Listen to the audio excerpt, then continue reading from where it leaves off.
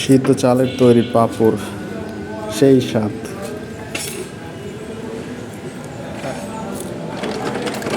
সিদ্ধ চাল দিয়ে সাথে লবণ তেল দিয়ে মাখায় তারপর পাঁপড় তৈরি করে 1 কেজি চাল 50 টাকা নেয় ভাঙানোর জন্য।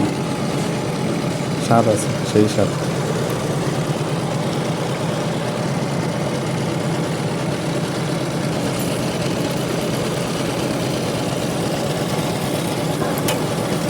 পাঁপড় বের হওয়া শুরু করলে থামানো যাচ্ছে না।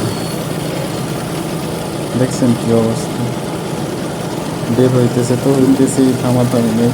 যে রিসিভ করতেছে সে তো পাগল হয়ে যাইতেছে নিচে পড়ে।